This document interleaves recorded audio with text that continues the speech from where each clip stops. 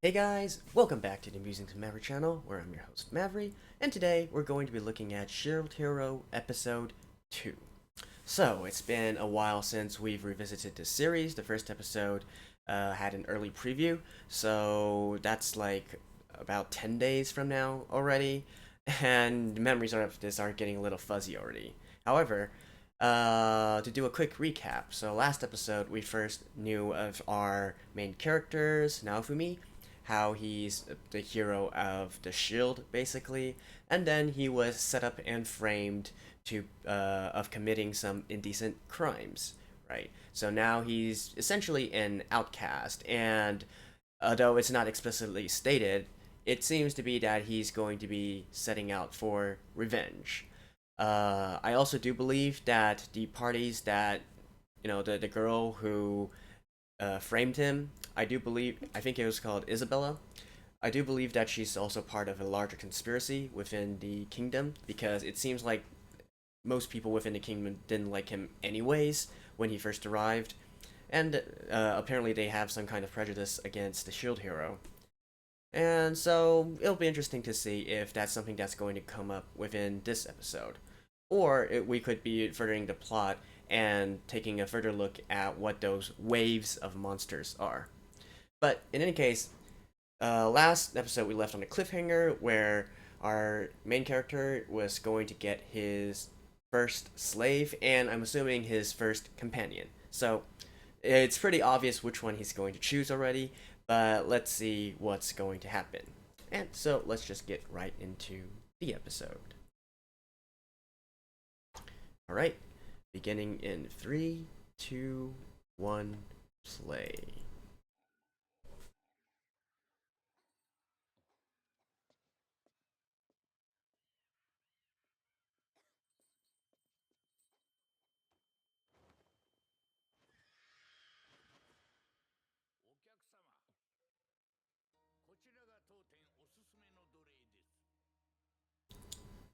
Demi-humans, right?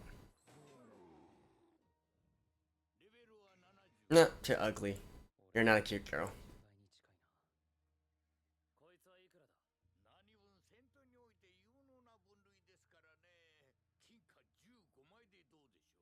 15 gold pieces.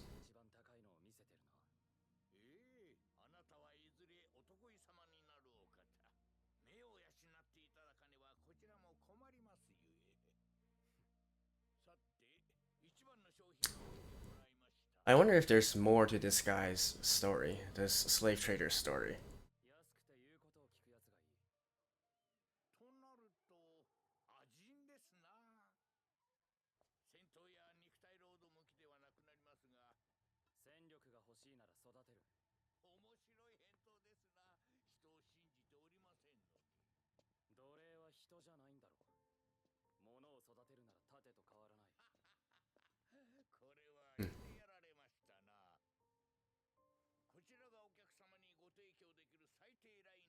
So, the girl.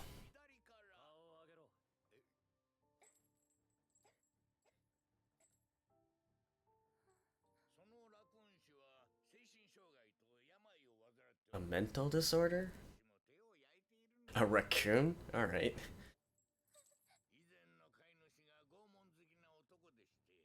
Oh, wow.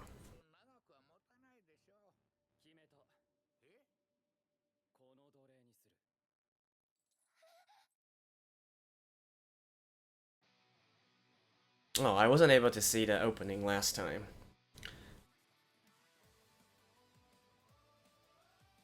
Although, I might have to mute this part.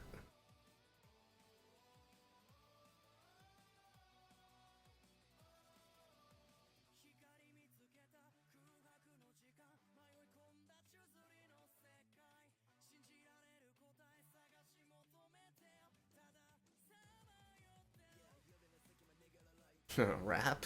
Alright.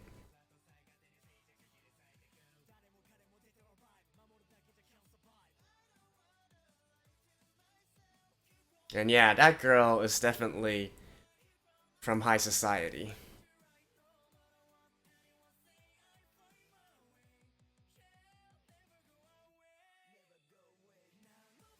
What? Is there going to be a time skip?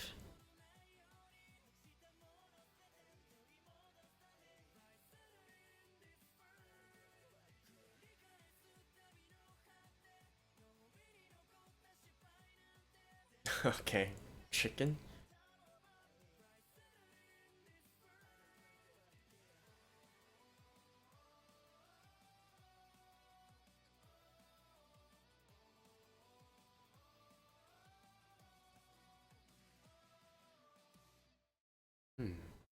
Interesting.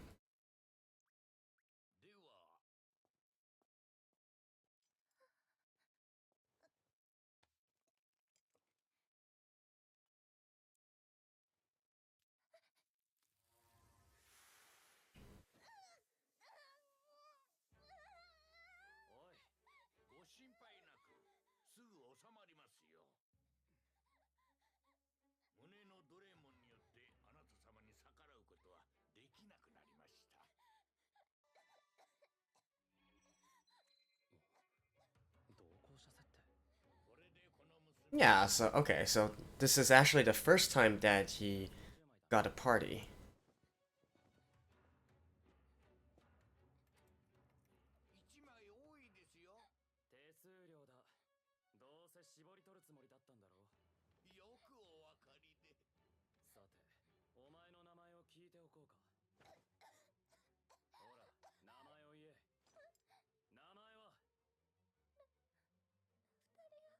Raphtalia. That's a mouthful.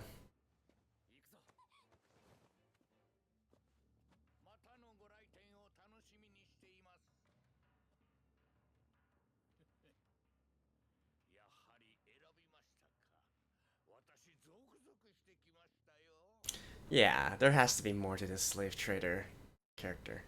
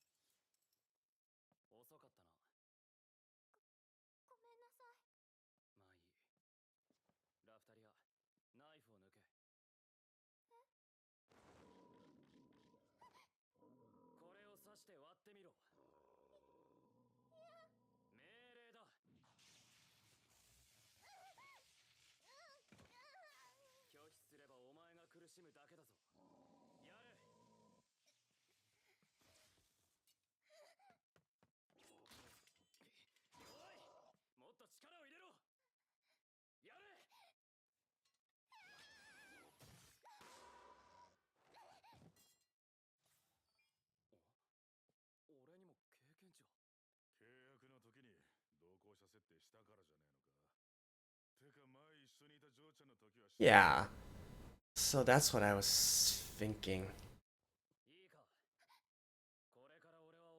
There has to be a party system when you consider this is such a game-like setting.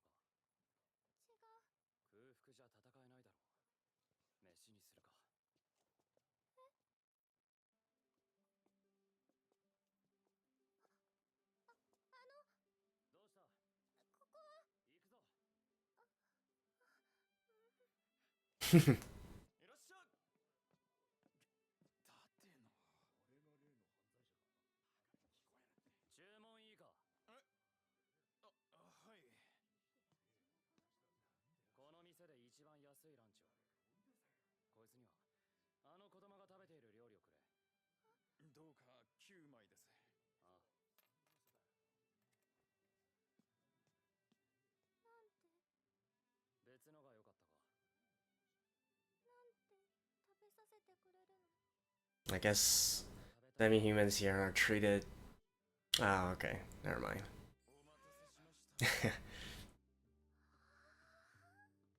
And it begins.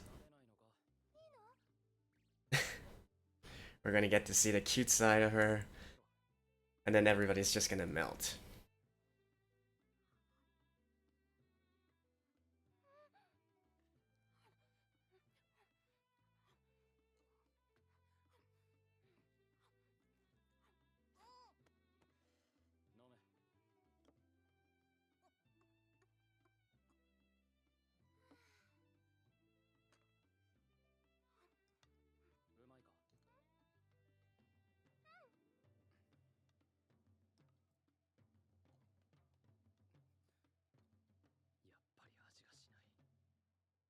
Don't taste a thing.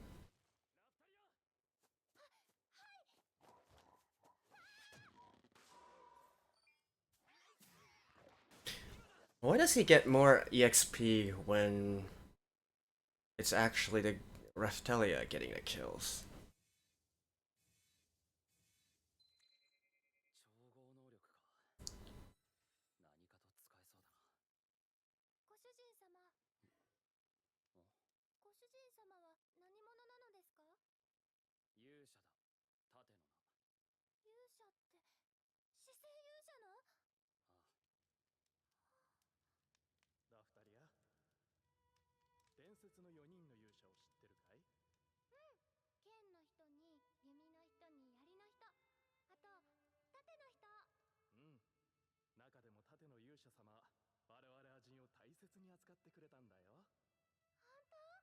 Really?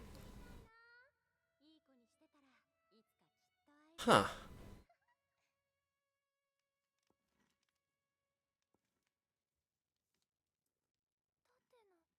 That's interesting.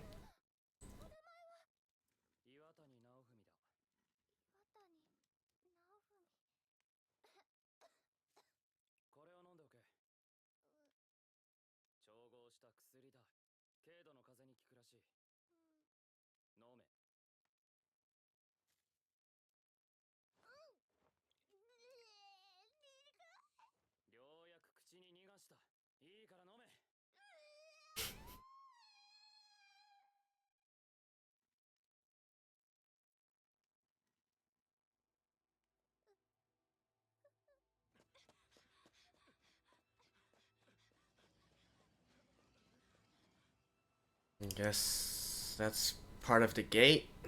I mean, the waves.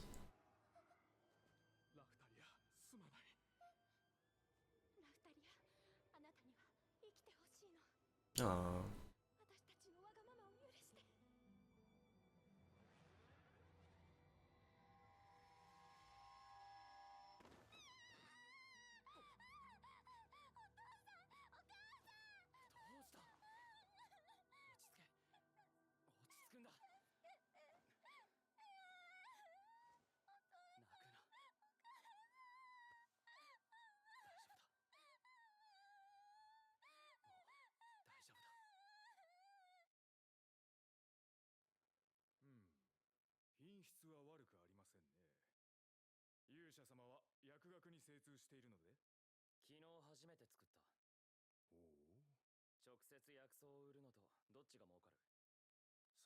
Probably medicine. Normally processed goods are better.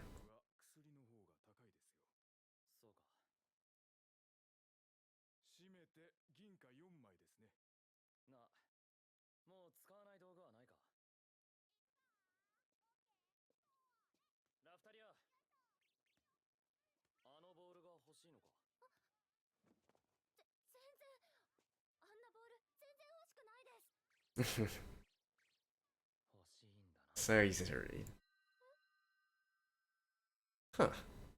I guess this ties in a little bit with the first episode.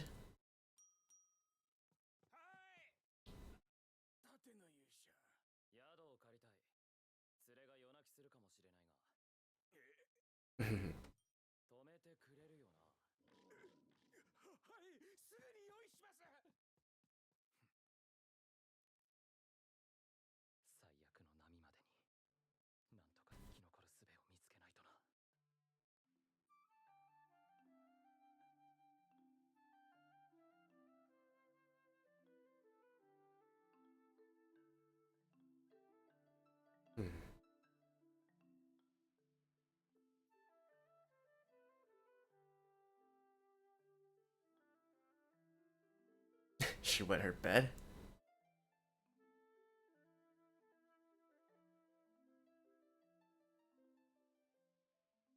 So I'm guessing this means the anime is skipping a lot of context? Maybe a lot of volumes? Probably not volumes, chapters.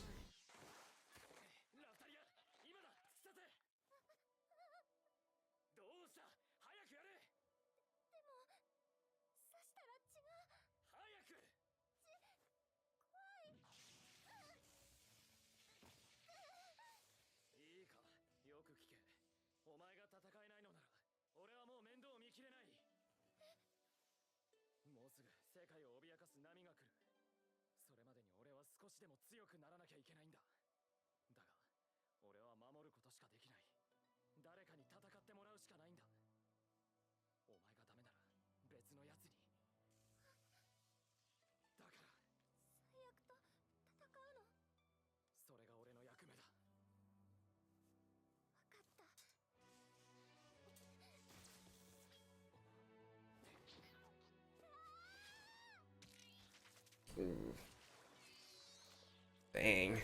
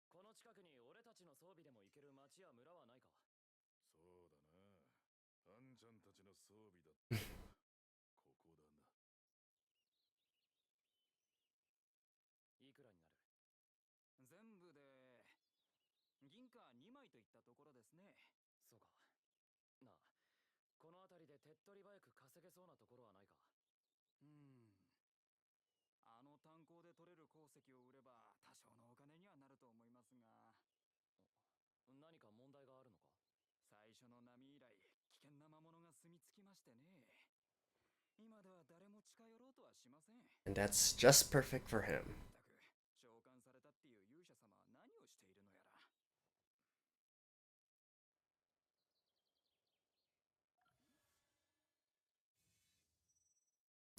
Rope shield?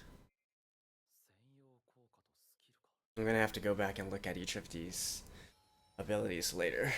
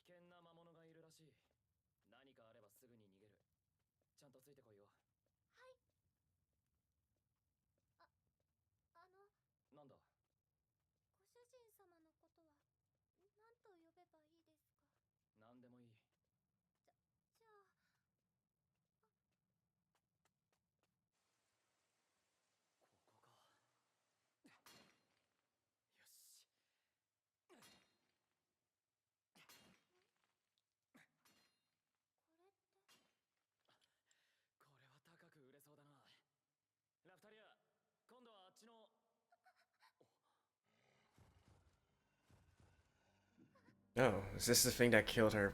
Well, not quite exactly the same thing. Actually, never mind.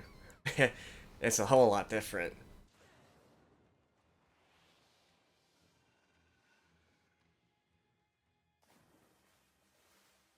Deja vu?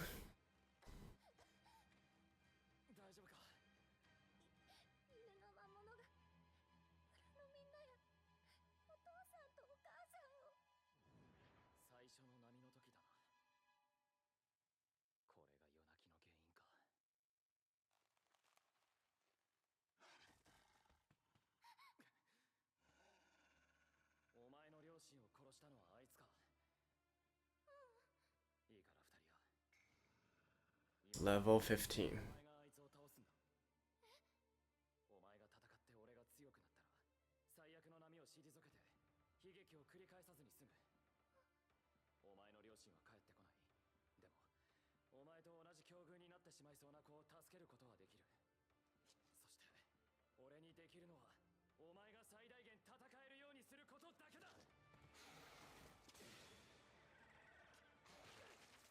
おう。Yeah, he should be only like level 5 right now. Level 5 or 6?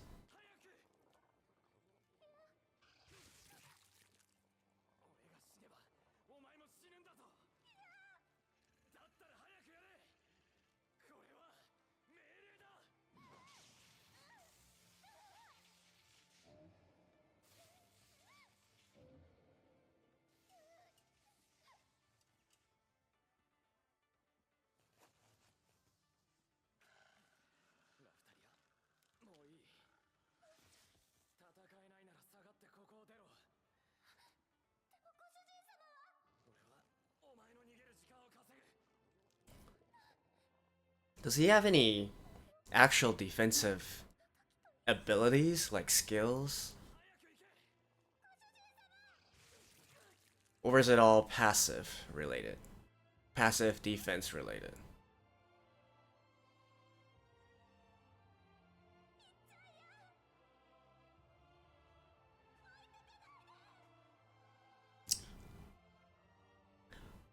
Come on, fight! Fight! Yeah, there we go.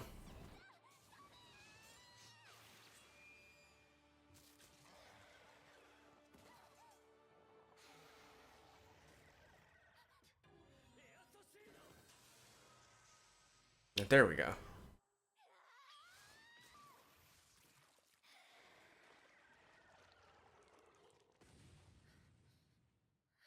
That should be a huge influx of experience, right? Nice.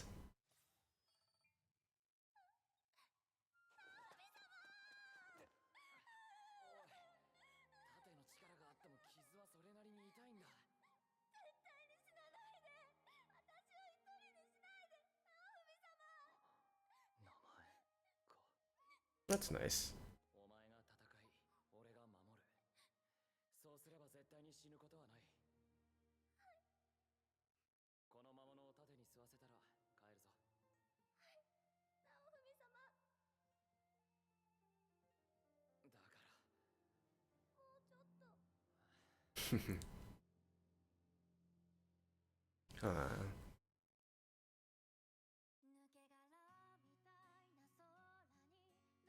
That was a nice little episode.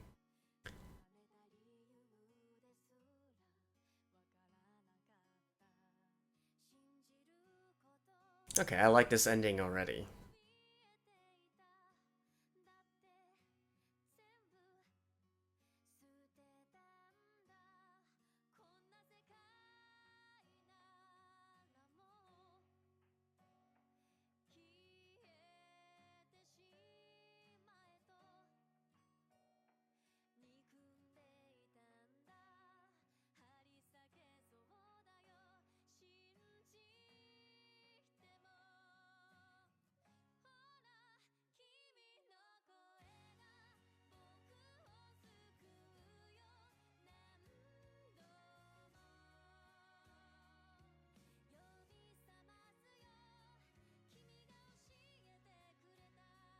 Who is... okay. I seem to recall seeing that singer's name before, but I can't think of it right now.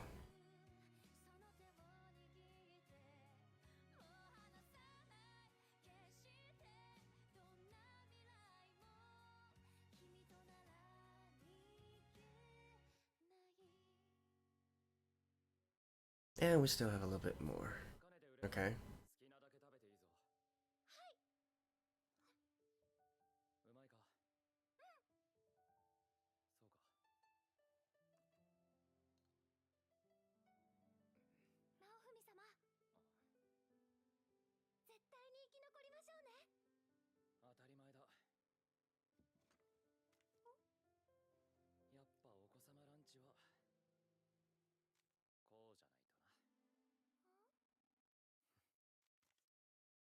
man. Alright. Alrighty, guys, so that was episode 2 of the Shield Hero. And pretty nice episode overall. I liked how it had a little bit of everything. We had some fight scenes, we had some world building, world setting, we had some main plot, some background plot, and, about the only thing lacking was humor, actually. But then again, as I mentioned when I started this series, Shield Hero is a more serious take on the isekai subject, so humor is used rather sparingly, I guess you could say. I guess that's also one of the reasons why Tensura is actually a lot better received than Shield Hero, at least in terms of light novel sales. But yeah, it's okay, right? We don't need to have humor in everything. And like I said, the episode was fine as it was. I also do really like the ending song. I actually looked it up later, and I actually don't recognize the singer. Apparently, she was part of an idol group before, and is now singing solo. But I do know the group that provided or wrote the song, which is Elements Garden, and they always put out lots of good hits. A lot of Mizuki's Nana's songs are written by them. Bandori's songs are all written by them, and a lot of Annie songs in general are made by them. So this one, are right on the money. I liked it. I liked it. Okay, so there's 4 topics that I want to cover, and the first one, I guess, obviously would be in regards to our new companion, Raphtalia. So she's a slave that Naofumi bought. Okay, so let me just get this out of the way first. Don't condemn. I don't condone slavery. I don't condone racism or whatnot. But this is a fictional work, right? So let's just keep all the political correctness to a minimum. There's no need to. Because I'm mentioning this because I see that there's lots of controversy surrounding this work, as it did with Goblin Slayer again, right? So, come on, it's a work of fiction. If you really want to show your activism in regards to these matters, take it to the real world stuff, right? Right the wrongs in the real world. Don't try to uh, basically just view it as a work of fiction, and that is what it is, right? So, pretty typical story, I guess you could say, in this day and age. Again, this is an older work, but I feel like because of the prevalence of lots of isekai novels and mangas and animes in the recent years, it's not exactly a new topic anymore. Having a binding spell to your slave so that you can basically make them forcefully obey you. And then also the slave happens to have a sob story, right? Yeah, I get it. Her parents were killed, so then she got PTSD. Uh, yeah, PTSD. And yeah, sure, fine. I don't know. Maybe I'm just too desensitized by all the different kinds of similar stories that have happened. So I'm not that kind of guy who's going to then make a very strong reaction, or a very how can I say it, ridiculous or whatnot reaction in regards to this, and it's so sad how she lost her parents, whatnot. Yeah, it's just a setting, right? So, and in any case, she now had her parents are already dead, and she now has a new, I guess you could say, guardian sort of figure with Naofumi. So everything works out in the end, and maybe she can get past her trauma by growing stronger and then killing the monsters that were similar to the ones that killed her parents to exact revenge. See, this seems to be a theme. I wonder if this is going to be a recurring theme. Again, it hasn't explicitly said that this story is turning into a revenge story, but I definitely feel like there's this kind of underlying tone connecting them, at least because they were all wronged in some way, with no place to go. So then they are bonding together and surviving in this world, right? So, yeah. And then, actually, to me, even more, something way more interesting is that the voice actor for Raphtalia is actually the same voice actor for Mai Sakurajima, who is the titular character for Bunny Girl Senpai. So, for those of you who don't actually follow seiyus or voice actors that much, now you know. She is the one that voiced Bunny Girl Senpai, Mai. So that was a little interesting tidbit that I don't know. I found it funny. We did see the slave menu. So again, not really much to talk about there, but I guess it was kind of interesting to see how you can because it's a game setting, right? So you can set it as you can set different kinds of criteria where you would want to punish your slave. And, the defaults, I guess you could say, are that you can't attack your master and then you have to obey every command. But there's also stuff like you can't lie, or you can't attack something else, or if you disappear, if you run away and then are a certain amount of distance from your master. So I thought that was pretty interesting that they put that there. And they also had another sort of party system, right? And the funniest thing to me was that there's actually an option where you can allow them to speak or not. I'm assuming that this is different from the normal party menu, right? Otherwise, I don't know, it would be kind of funny to form a party and then disallow them to speak. So do they actually operate that way, like a game? So once you uncheck that box, they really don't talk to you. They're essentially like NPCs. I don't know. I just find that idea kind of hilarious, to be honest. Right. So there's that part, and then also because we now confirmed that there is a sort of party system. Well, we already knew there was a party system before because we saw the menus, but we can confirm that parties do share experience. So again, Naofumi was ripped off by Isabella, and more on her later. So the third part I want to talk about is in regards to the legend of the shield hero. So originally, actually, when we were at the slave trader, when Naofumi was buying buying Raphtalia from the slave trader, I was actually thinking whether this slave trader represented another sort of different force, right? I've been building this theory that there's a conspiracy going on against the shield hero, if you will, that's initiated by the kingdom higher ups, maybe even from the king himself. And then I thought maybe the slave trader was a sort of, I guess you could say, third force in the area. He had some ulterior motives to him as well. Otherwise, he showed up a little too conveniently, right?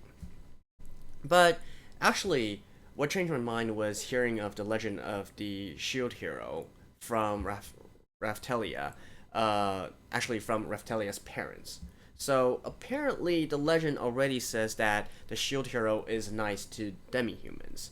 So actually, this got me thinking a little bit more about what this actually means within the context of the story, and as well as the attitude of the kingdom as a whole. So I'm actually wondering if, because this probably isn't the first time. This isn't the first time that the shield heroes were called here, right? So I'm actually thinking maybe in the past the shield hero was also a champion of equality, no slaves, no racism, something like that. So the original shield hero might have tried to change the status quo, in regards to the different relationships, interspecies relationships, as well as these kinds of slavery, or these kinds of more medieval systems, if you will. He wanted to change that, and so maybe this is one of the reasons that the kingdom, or most these people in power in general, would dislike the shield hero. So maybe the actual legend to them is that the shield hero is going to come and change the entire status quo. They're going to upheave the basic foundations of society, the basic rules of society that they have right now. And that is why they already have a prejudice against the shield hero. Maybe not. I know in the first episode, the other three heroes, they more or less mentioned that the shield hero is a, I guess, useless character, right? Because he can only defense, so nobody wants to choose him, and that was where what their prejudice came from. But within this world, for the king, for the royal court, for the high society, maybe it has something to do with the shield hero's relationships with the demi-humans.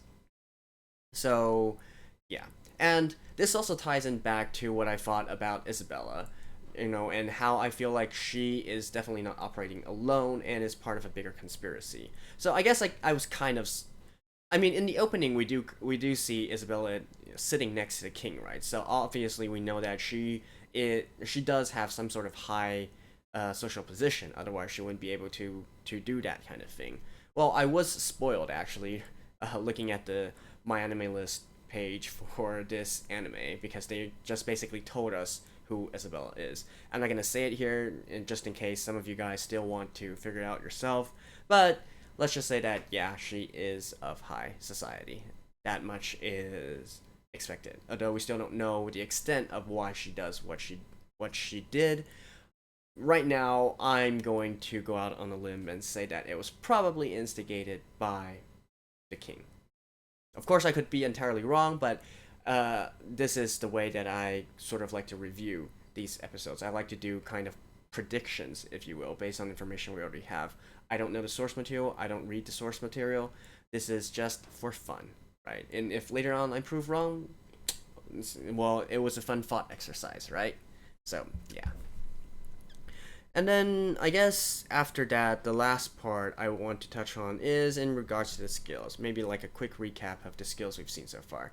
So, guys, don't you think the shield is awfully convenient?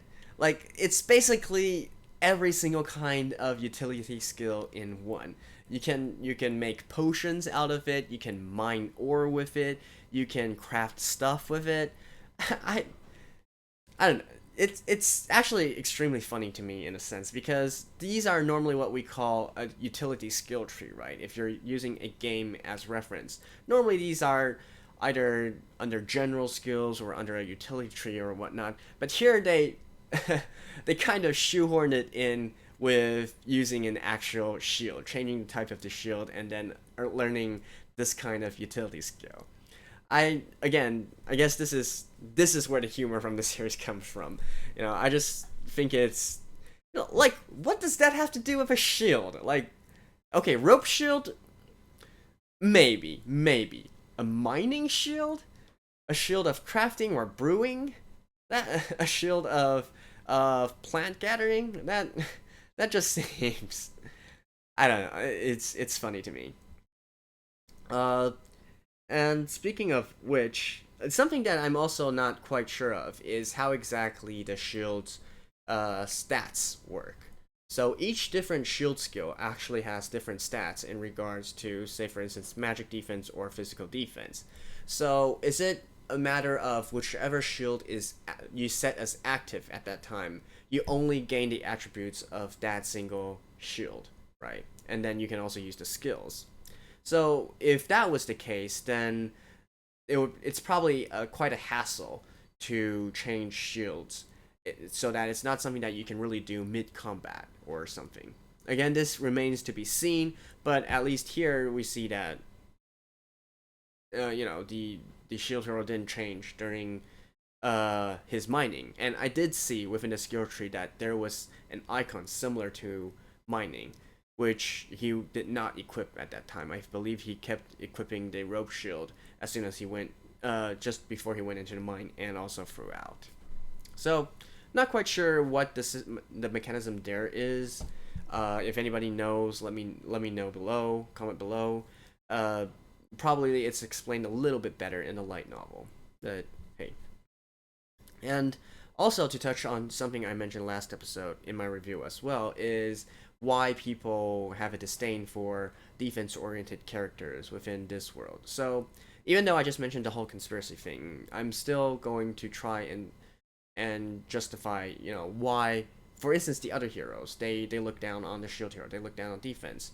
So, my original prediction was that probably magics or skills have casting times, and that is the reason I mean, they don't have casting times, and that is the reason why defense is not as valued, because you don't need a tank to observe damage and buy you time. But actually, in this episode, we see that, activating skills in magic does require some sort of chanting.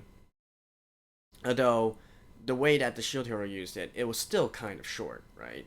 So maybe, again, not quite sure why defense is so looked down upon within this world, but maybe it still has to do with something where, because it's just not needed, right?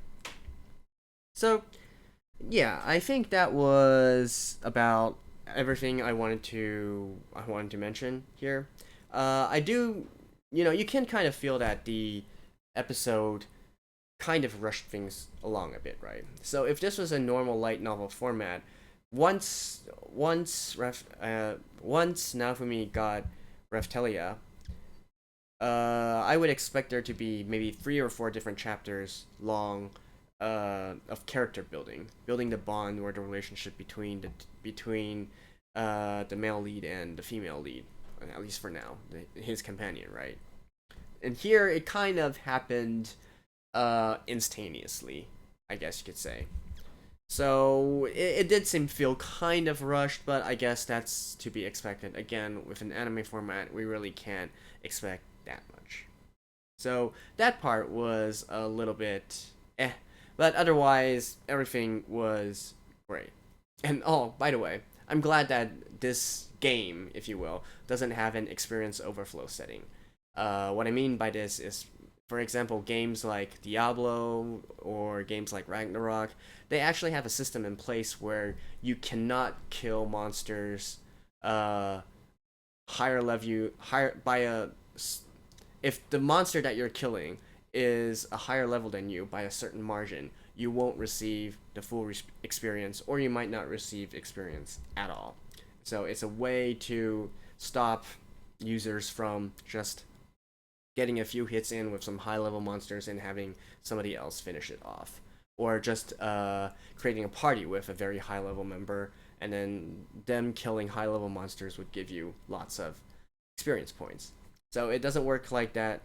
Doesn't seem there is something like that here, because they killed something that was 10 levels above them. But yeah, just a slight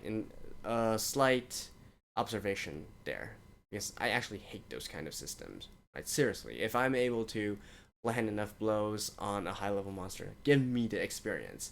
You'd think that fighting a high level monster actually gains you experience, right? I mean, you survived, so of course you should get some experience. So I'm glad that their efforts were not in vain this episode. So yeah, I think that about sums up my thoughts. Let me know what you guys think. I do believe that this was a nice little follow-up, and probably next episode we're going to get into some more meatier, or I guess you could say the main focal point of, or I guess the main conflict of this series as we know it right now, the waves of monsters. Although it is an interesting dynamic, right? He's basically all but exiled, but at the same time, they still expect him to come back and defend the city. That doesn't really seem to make sense, but it is what it is. So, anyways, enough rambling. That has been Shield Hero Episode 2. This has been your host, Maverick, and I'll see you guys next time.